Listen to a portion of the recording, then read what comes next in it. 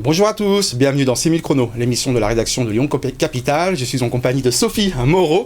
Bonjour Sophie. Bonjour Azik. Présidente, fondatrice de l'association Courir pour elle.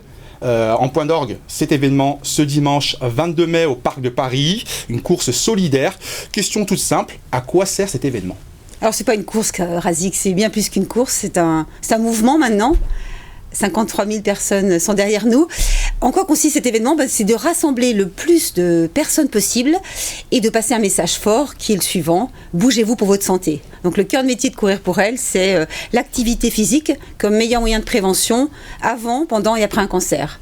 Donc on va s'amuser à ce rendez-vous, on va être tous ensemble enfin. Et cette année, cette 13e édition s'appelle Les Retrouvailles. Les Retrouvailles, effectivement, parce qu'avec la crise sanitaire, ça avait été compliqué. Vous avez essayé d'innover, justement. La retrouvaille au Parc de Paris. Vous n'arrêtez pas de dire, vous répétez sans cesse, il faut la jouer collectif. Absolument, hein, comme au foot, comme au rugby, au basket, c'est absolument important que la solidarité se mette en place. On a encore besoin de dossards, il nous en reste pas mal. Alors on a cette année une version qui est hybride, avec une version audio guidée à Paris, pour les hommes en groupe, également pour les personnes qui ont des problèmes de mobilité. La formule connectée. On a des Toulousains en ce moment qui sont en train de courir, des Bordelaises, ça c'est très très chouette, pour dire que c'est vraiment un projet inclusif, tout le monde peut venir.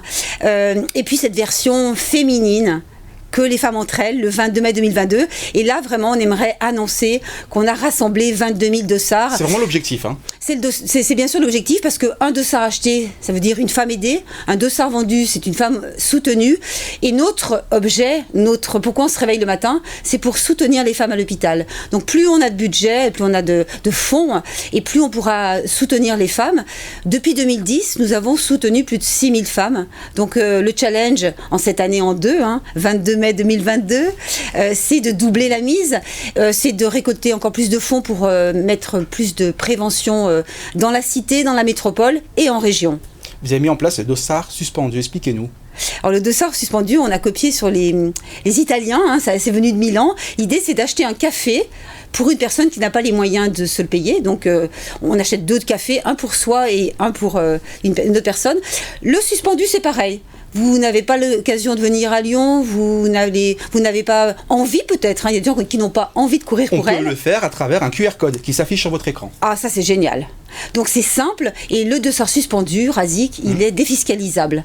Donc c'est comme un don, et vous permettez à une personne vulnérable, donc nous on travaille avec des collèges prioritaires, avec des associations de femmes qui n'ont pas d'argent, qui sont dans la difficulté, mais qui aimeraient faire courir pour elles, parce que la santé, Razik, oui, c'est la priorité de tous.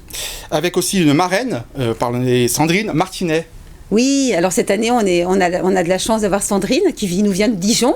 Donc elle sera là dimanche matin. Elle représente le judo, elle représente les kinés, puisqu'elle est kiné. Puis elle est aussi maman, donc elle a 3 casquettes.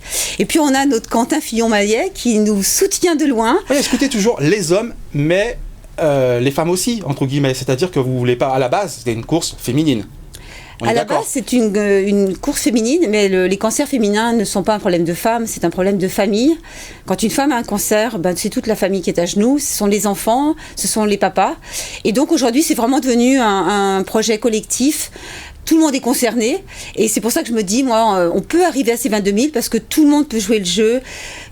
Cliquez sur ce QR code et acheter un dossard. Et justement, un deuxième QR code qui s'affiche encore une fois pour justement ceux qui veulent participer, faire un don. Ça, c'est aussi important. Exactement. Vous l'avez dit, il faut la jouer collectif, vraiment. C'est le mot d'ordre, c'est on a besoin de vous. Et ces 2 années ont vraiment touché les femmes en soins.